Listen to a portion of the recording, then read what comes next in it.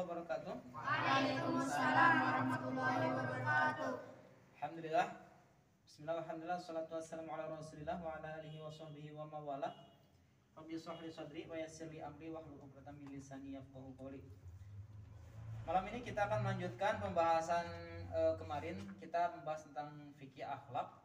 Kita baca aja, kita sama-sama menggali gitu ya. Kalau ada nanti masukan pendapat boleh. Nah, kita sekarang sudah sampai kepada halaman 4. Kita sedikit-sedikit aja ya. Nah, kita sudah membahas kemarin tentang betapa besarnya akhlak Rasulullah SAW yang patut kita contoh. Bahkan Aisyah radhiyallahu anha mengatakan bahwa Rasulullah itu bagaikan Al-Quran berjalan. Karena saking bagusnya akhlak beliau gitu kan. Nah, di sini jelaskan pada masa awal dakwahnya Rasulullah menyerukan tauhid dan diiringi dengan seruan budi pekerti yang mulia. Ahmad dan Bukhari Al-Adab dalam kitabnya Al-Adab Al-Mufrad meriwayatkan hadis Abu Hurairah radhiyallahu anhu bahwa Nabi SAW bersabda, "Innama bu'itsu liutammima makarimal akhlaq." Sesungguhnya aku diutus untuk menyempurnakan kemuliaan budi pekerti. Jadi Rasulullah itu diutus untuk menyempurnakan akhlak gitu. Kemuliaan budi pekerti gitu kan, menyempurnakan. Kalau menyempurnakan itu berarti memang sebelumnya sudah ada budi pekerti kan. Jadi manusia itu udah paham yang namanya akhlak ada dan sebagainya. Cuman mungkin ada yang menyeleweng seperti akhlak-akhlak di Arab kan luar biasa gitu kan. Kenapa disebut masa jahiliyah? Bukan mereka itu bodoh dalam hal pengetahuan, gak bisa ngitung, gak bisa baca atau gak bisa, bukan. Tapi karena akhlak mereka yang bobrok gitu kan, banyak yang keliru banget gitu kan, apalagi akhlak terhadap perempuan. Tuh perempuan itu seperti gak ada harganya gitu pada dulu tuh ya. Bahkan para sahabat itu dulunya ada yang sempat membunuh anak perempuannya hidup-hidup karena nggak mau punya anak perempuan gitu kan. Karena itu sejenis akhlak yang kurang baik gitu. Bukan kurang baik gak baik.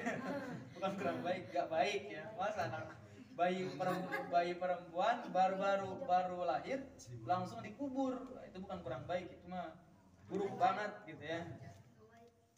Dalam riwayat yang lain, sesungguhnya aku diutus untuk menyempurnakan kebaikan budi pekerti gitu kan.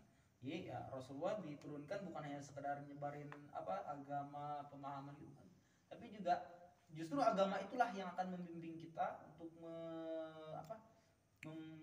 memunculkan atau membentuk karakter akhlak yang baik gitu ya. Bukhari dan Muslim meriwayatkan bahwa Abu Dzar berkata kepada saudaranya ketika mendengar misi kenabian Muhammad SAW, "Naiklah ke lembah ini dan dengarkanlah apa yang dia katakan."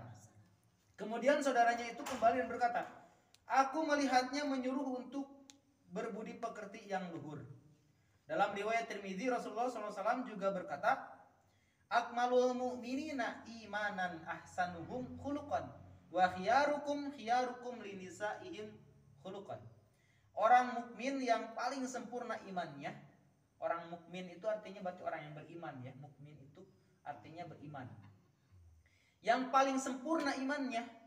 Jadi antara orang-orang yang beriman ada orang yang paling sempurna imannya adalah yang paling baik akhlaknya. Jadi bukan yang paling bagus bajunya, bukan yang paling banyak mobil, bukan, tapi yang paling baik akhlaknya, yang bukan paling ganteng juga. Kalau yang paling ganteng si Adis nanti gimana tuh ngejarnya ya?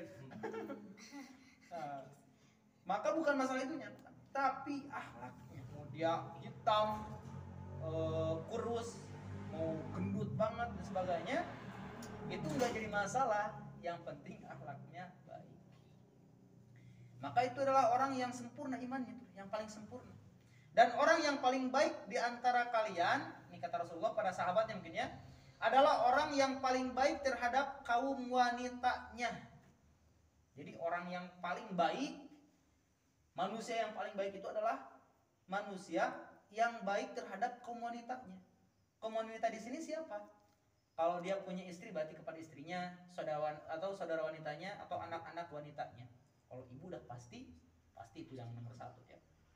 Maka ini kalian kan udah jelas gak punya istri. Nah, maka perbuatan baik kalian itu ya kepada ibu kalian, kepada saudara perempuan kalian. Nenek bisa, nenek kalian kan perempuan ya? Iya. Oh iya. Oh, Nenek perempuan. Nah itu maka itu apa sih tadi? Yang terbaik di antara kalian itu adalah yang paling baik sikapnya berarti ya, sikapnya, akhlaknya, perkataannya itu kepada kaum wanitanya gitu kan. Jadi kalau kalian ingin melatih akhlak kalian, akhlak kita nih kalau kita ingin melatih ya di dalam cara melatihnya itu adalah bagaimana cara kita memperlakukan wanita. Dan itu bisa jadi tolak ukur kita melihat seseorang itu akhlaknya baik atau enggak tuh lihat dari akhlak dia kepada perempuan gitu. Dia bisa menghormati perempuan gak, dia bisa menjaga perempuan gak gitu kan. Kalau ternyata dia sama perempuan kasar, kalau ngobrol menyakiti perempuan, bersikap juga kasar, ya itu berarti dia akhlaknya kurang gitu kan ya. Apalagi kalau kepada ibu kita, istri, ke saudara perempuan itu harus beda. Kamu punya adik dua, yang satu laki-laki, yang satu perempuan, maka kepada perempuan itu harus jauh lebih lembut ya, jangan dikasarin gitu ya. Boleh. Punya kakak dua, yang satu laki-laki, yang satu perempuan, maka ke kakak yang perempuan itu harus dilebihkan cara bersikapnya, lebih lembut gitu ya. Oke, dalam riwayat Abu Dawud, Ibnu Hamid Al-Mutakhab, Tirmidzi, Abu Dawud dan Ahmad menjelaskan keutamaan budi pekerti yang luhur dan pahalanya, bahwa dalam timbangan tidak ada yang lebih berat dari budi pekerti yang luhur. Jadi nanti kan kita akan ditimbang ya di akhir nanti kan, itu nggak ada yang lebih berat daripada budi pekerti yang luhur. Dalam beberapa tambahan yang sahih dari Tirmizi dan lainnya, hadis ini berbunyi, innal mu'mina la yudriku bi husni khuluqihi darajata shaimil qaimi. Sesungguhnya derajat yang berbudi pekerti luhur mencapai derajat ahli puasa dan sholat, sekalipun dia enggak melakukan sholat dan puasa. Tapi di sini yang dimaksud di sini adalah puasa sunnah dan sholat sunnah, bukan sholat wajib. Saya mah enggak sholat duhur, kenapa? Saya cukup berbaik aja sama orang lain. Nggak bisa. Beda ya. Tapi kalau misalkan kalian ngejar saum itu kan kadang berat ya. Kita tuh mau saum tuh ya kalau di pondok ya gampang, karena kita banyak teman. Tapi kalau di luaran itu mungkin kalian pasti lagi libur nih ya. Coba aja saum di rumah, itu berat serius. Coba aja saum di rumah, itu agak berat, memang susah. Nah maka kalau misalkan kita udah mengusahakan, kita mau tahajud gak bangun-bangun, mengusahakan saum ternyata nggak kuat-kuat dan sebagainya, padahal kita berusaha, maka coba kejar dengan cara yang lain, dengan memperbaiki akhlak kita. Maka insya Allah kalau akhlak kita sudah bisa mengatur dengan baik, justru bisa menyamai derajat orang yang mempunyai pahala sholat sunnah dan puasa sunnah. Luar biasa ya. Ingat, puasa sunnah dan sholat sunnah, bukan yang wajib. Terus sesungguhnya di sini derajat orang yang berbudi pekerti luhur atau yang akhlaknya baik mencapai derajat ahli puasa dan sholat. Insya Allah luar biasa. Bisa kalau akhlaknya baik tapi puasa sama sholatnya enggak? Iya, akhlaknya baik tapi dia nggak puasa, maksudnya nggak puasanya biasa aja gitu kan. Sholat sunnahnya juga seadanya, itu juga bisa menyaingi yang rajin puasa itu. Tapi gini nih, misalnya ada dua orang. Yang satu ini rajin puasa dan rajin sholat, yang sunnah-sunnah. Yang ini enggak, tapi akhlaknya baik banget. Ngobrol sama orang lembut, ngobrol sama ini menyenangkan hati, murah senyum dan sebagainya. Maka derajatnya orang yang baik akhlak ini bisa menyamai orang yang rajin puasa dan sholat sunnah. Tapi tetap ini posisi di sini lebih rentan juga. Kenapa? Karena yang rajin puasa dan rajin sholat sunnah, kalau dia baik akhlaknya susah disaingi. Bener nggak? Ya.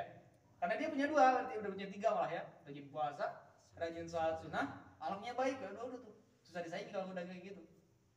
Makanya ini harus berusaha lagi berarti ya. Cuman kadang ada memang orang yang puasa sunnahnya rajin, tapi gibahnya luar biasa, mantap juga. Sholat sunnahnya tahajud tuh masya Allah, siang-siang ngajak orang, ada kayak gitu ada. Nah itu akhlaknya nggak baik.